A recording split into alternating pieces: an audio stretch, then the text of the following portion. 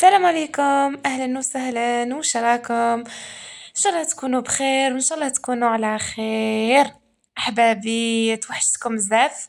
اليوم إن شاء الله جبت لكم واحد الوصفة بزاف بنينة هايلة، تقدروا تشربوا بها قهيوتكم، يعني حتى الناس اللي راهي تخدم يعني وتشرب قهوة صباح ولا يعني تجي رائعة وبريزونطابل بنينة خير من تشروها من برا. حبيباتي، اليوم إن شاء الله قلت لكم راح ندير لكم هذه الوصفة مقادير متواجدة في كل بيت. واش نسحقوا كمقادير: 5 بيضات، كاس حليب، كاس زيت، وكاس سكر. عندكم نفس الكاس كيلو به كيلو به الزيت والسكر والحليب، فهمتوني؟ زوج كاير نتاع خميرة الحلويات.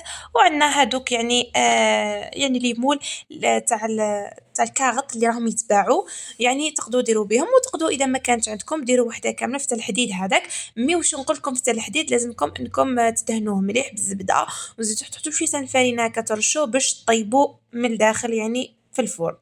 الوغ في المقادير واش نسحقوا العظام هادو نفصلوهم الصفار عني البياض. في ريسيبيون نحط البياض وفي ريسيبيون نحط الصفار. نطلع تاع البياض مع رشه تاع الملح مليح مليح بالباتر، ومن بعد كي نطلعو نضيف عليه كاس تاع السكر هذاك. مفهوم؟ من جهه واحد اخر، وتقدروا حتى الكاس السكر ديروه مع صفار البيض تقدروا.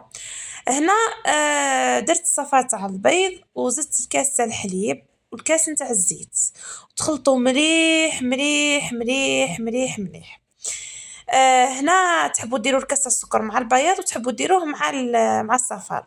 هي من الاحسن ديروه في الصفار، انا هنا برك غلطت حطيت الكاس مع البياض، ما يصرى والو. بصح نتوما من الاحسن ديروه مع الصفار، البيض خليوه هكاك. الوغ واش راح ندير؟ دونك هنا بديت نطلع مليح، هنا ما ساعدنيش هذاك الريسيبيون الصغير، جبت الكبير. طلعوا مليح كيما راكم تشوفوا، من بعد تحطوا الفرينه غير بالعقل.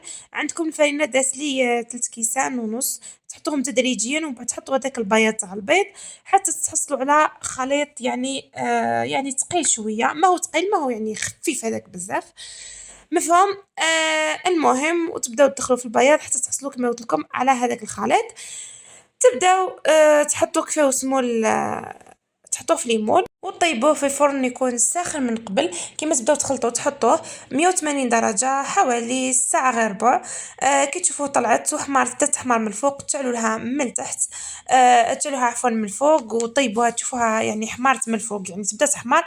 طفيو من التحت وتشعلوها من فوق، غير تدي ديك التحميره وبالصحه والهنا ان شاء الله. تخرجوها تخليوها تبرد مليح مليح ومن بعد زينوها كما حبيتوا. انا زينتها حطيت شويه العسل من الفوق وحطيت التمر جوز، تقدروا ديروا كاوكاو، تقدروا ديروا لوز ايفيلي، تقدروا ديروا واش بغيتوا واش حبيتوا تجي خفيفه بزاف وبنينه بنينه بنينه. نتمنى انكم تجربوها ان شاء الله وتورونا ان شاء الله تجاربكم. ان شاء الله يا ربي تعجبكم. في وصفة إن شاء الله جديدة أخرى. بقى نقول لكم إلى دمتم في رعاية الله وحفظه. والسلام عليكم ورحمة الله تعالى وبركاته. في أمان الله.